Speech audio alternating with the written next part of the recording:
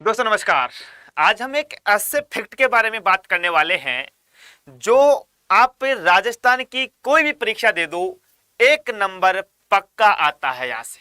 यानी एक क्वेश्चन 100% पूछा जाता है, जिसका नाम है जीआई टैग यानी ज्योग्राफिकल इंडिकेटर।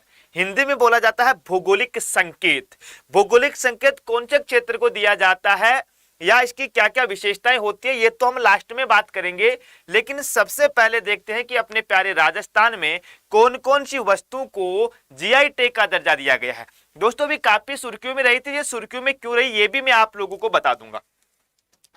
देखिएगा, अगर हम लोग बात करें अपने जीआई टैग के बारे में, तो दोस्तों जीआई टैग है हस्तशिल्प के क्षेत्र में कौन कौन सी वस्तु को दिया गया है, ये देखना है आप लोगों को। सबसे पहले तो हम अलग अलग क्षेत्र में बात करेंगे कि हस्तशिल्प में किस में दिया गया है, प्राकृतिक संसाधन में किस में दिया गया है, सबके बारे में बातें करेंगे। देखिएगा, बगरू हैंड ब्लॉक प्रिंटिंग है, इसको हस्तशिल्प में दिया गया है। बगरू अपने जयपुर के अंतर्गत है। यहाँ की हैंड ब्लॉक हाथ के द्वारा बनाई जो प्रिंटिंग है बहुत फेमस है। जयपुर की ब्लू पोट्री आप लंबे समय से पढ़ते आ रहे हैं, ब्लू पोट्री को जीआई टैग दिया गया है। जयपुर की ब्लू पोट्री दोस्तों लोगो हस्तशिल्प दोनों अलग अलग है, ध्यान रखना, ठीक है। राजस्थान की कठपुतली जो अपने कोटपुतली वाले बेल्ट की फेमस है, कठपुतली, ये भी परीक्षा में पूछा गया है आप लोगों के। राजस्थान की कठपुतली हस्तशिल्प के अंतर्गत दोस्तों कोटा डोरियां, ये आप लोगों को याद रखना है। क्या कोटा डोरियां दोस्तों आप लोगों को याद रखना है। और मोलेला कलेवरक आप लोगों को याद रखना है भैया। और कोटा डोरियों का लोगो आप लोगों को याद रखना है। देखो ये अलग अलग है, लोगो अलग आ जाएगा और मेरे प्यारे दोस्तों हस्तकला के अंतर्गत अलग आ जाएगा। लोगो का मतलब तो इसका अपना रजिस्ट्रेशन खुद का करवा लिया है भैया, ठीक है साहब। राजस्थान का मोलेलो क्लेवर्क दोस्तों, क्लेवर्क क्या होता है गुरुजी? क्लेवर्क होता है मिट्टी के ऊपर दोस्तों कलाकार बनाना। क्या? मिट्टी के ऊपर कलाकारी बनाना। फुलकारी हस्तशिल्प है। पोखरण मिट्टी के बर्तन इसको दिया गया है। सांगानेरी हैंड ब्लॉक को दिया गया है। थेवा कला प्रतापगढ़ की है, बहुत ज्यादा फेमस है। यहाँ के सोनी परिवार, ऐसा कहा जाता है कि चावल के दाने में नाम लिख देते हैं दोस्तों, इतनी बेहतरीन हस्तकला है इन लोगों की।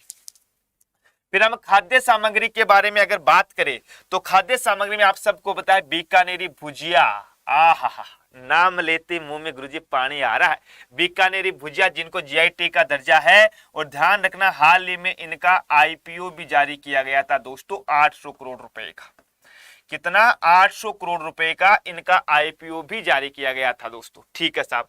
प्राकृतिक सामान मकराना मार्बल जो है आप सबको पता है। सोजत की मेहंदी सबसे ज्यादा सुर्खियों में रही थी, इसीलिए दोस्तों ये सुर्खियों में रहा था क्योंकि सोजत की मेहंदी को 2022 के अंतर्गत जीआई टैग का दर्जा दिया गया था।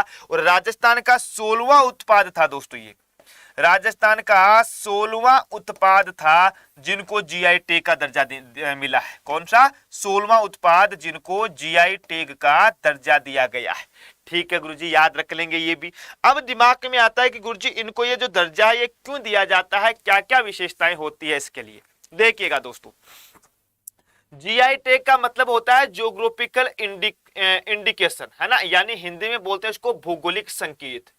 क्या बोलते हैं? भौगोलिक संकेत बोलते हैं दोस्तों। जीआई टैग एक प्रतीक है जो मुख्य रूप से किसी उत्पाद को उसके मूल क्षेत्र से जोड़ने के लिए दिया जाता है। कोई भी उत्पाद उसका मूल क्षेत्र होता है। जैसे मैं आपको वैसे देखूं तो आप लोगों ने रसगुल्ला का नाम सुना होगा। कोई भी जो रसदार मिठाइयां आती है अक्सर हम कहते हैं ये बंगाली मिठाइयां हैं। रसगुल्ला के लिए उड़ीसा और बंगाल के मध्य लगभग 50 सालों तक केस चला था कि ये है किसका। आखिर में रसगुल्ला किसका निकला मेरे प्यारे डियर? आखिर के अंतर्गत जो रसगुल्ला है वो किसका था दोस्तों? पश्चिम बंगाल को दिया गया, ठीक है साहब। दिया गया जिस वस्तु को यह टैग मिलता है वह उसकी विशेषता बताता है। जीआई टैग का अधिकार हासिल करने के लिए चेन्नई स्थित जीआई डेटाबेस में अप्लाई करना पड़ता है। ये आप लोगों को याद रखना मेरे प्यारे डियर। क्या बोला मैंने? जीआई टैग का दर्जा प्राप्त करने के लिए जो चेन्नई के अंतर्गत इसका मुख्यालय है वहां पे अप्लाई करना पड़ता है। एक बार जीआई टैग का अधिकार मिल जाने के बाद में 10 वर्षों तक जीआई टैग मान्य रहता है। यह भी इंपॉर्टेंट है, परीक्षा में पूछा गया है कि जीआई टैग की जो वैल्यू है वो कितनी होती है दोस्तों? 10 वर्षों तक होती है, ठीक है। जीआई कानून संसद में वस्तुओं को उसकी गुणवत्ता के आधार पर जीआई टैग साल 2003 में पास हुआ था। और भारत में जो पहला जीआई टैग दिया गया था भारत में पहला जीआई टैग दिया गया था, वो दिया गया था दोस्तों दार्जिलिंग की चाय को।